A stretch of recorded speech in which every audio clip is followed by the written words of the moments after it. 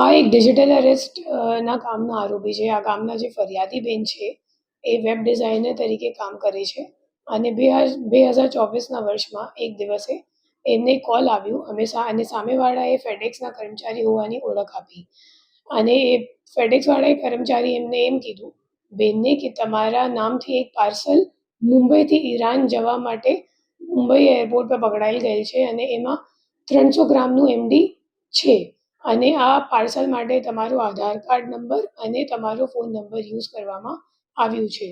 તો જો આ પાર્સલ તમારું નથી તો પછી તમારે મુંબઈ ક્રાઇમ બ્રાન્ચ સાથે વાત કરવી પડશે. આ કહીને પછી એ માણસે એમનું કોલ ફોરવર્ડ કરી દીધું અને મુંબઈ ક્રાઇમ બ્રાન્ચના ઓફિસર તરીકે વાત કરવાવાળો બીજા એક આરોપીએ એ બેનને કીધું કે તમારા ઘણા બધા બીજા ડોક્યુમેન્ટ્સ પણ છે જે RBI અને ED વાળા છે, તો અમે લોકોએ તમને સ્કાઈપ કોલ પર વિડીયો કોલ કરીશ. પછી એ લોકોએ સ્કાઈપ કોલમાં બેનને વિડીયો કોલ કર્યું અને ખોટા દસ્તાવેજી પુરાવા જેમાં ED અને RBIનો સ્ટેમ્પ હતો એ એમને બતાવ્યું. પછી એ ફરિયાદી બેન ડરી ગઈ અને એમને કેમ કીધું કે જો તમારે આ કેસથી નીકળવાનું હોય તો તમારે અમે લોકોને પૈસા આપવી પડશે. જ્યારે આ ફરિયાદીએ એમ જણાવ્યું કે મારી પાસે અત્યારે ખાતામાં પૈસા નથી, તો આ આરોપીઓ બેનને એમ કીધું કે તમે મોબાઈલથી ICICI બેંકમાંથી ઇન્સ્ટા લોન લઈ લો અને પછી અમે લોકોને પૈસા ટ્રાન્સફર કરો. અને આ ફરિયાદી બેન એમના વાતોમાં આવી ગઈ અને પછી 19,91,000 રૂપિયા આ બેને ટ્રાન્સફર કરી દીધી.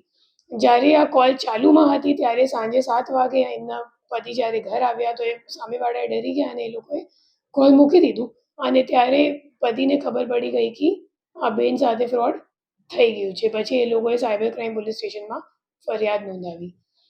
અત્યારે અમે લોકોએ જે આરોપીને લઈને આવેલા છે, ઓલરેડી એમની પાસેથી રિકવરીની પ્રક્રિયા પણ ચાલુ છે અને એમનો